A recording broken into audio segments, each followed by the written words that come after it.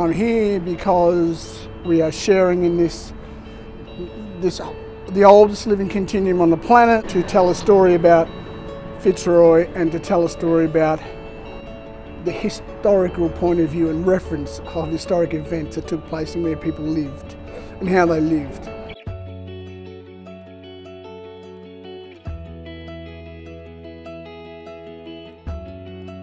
When you walk among the landscape of Gertrude Street, then you'll hear sounds as you would hear them in the real world. Some coming up to your ear, some falling away, some calling you from distances. It's sort of like entering a 3D sound world in a way, where you kind of enter this sphere of sound but then become immersed in the history and the stories through the sound. Listening to people talk about the story that went on here. So if I was to go on the Charcoal Lane, I might hear a song and augmented by a specific story about Charcoal Lane told by someone that lived it and felt it.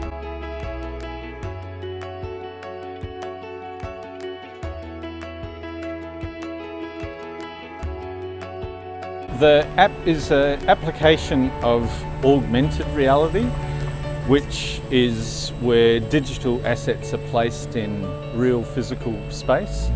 So the feeling of using the app will be like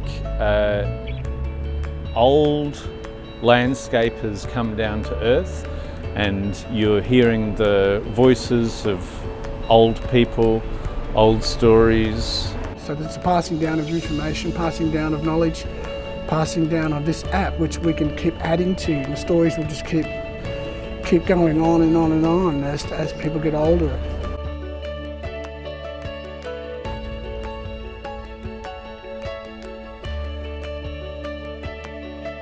Yeah, look, I think it's a great example of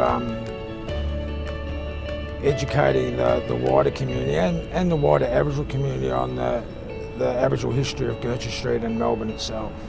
But yeah, I just think the city of Fitzroy back in the day, and the city of Collingwood before it was Yarra, was important meeting places for us as a community. A lot of Aboriginal organisations that were along Gertrude Street. The Aboriginal Health Service, the Legal Service, Aboriginal Housing, VAI.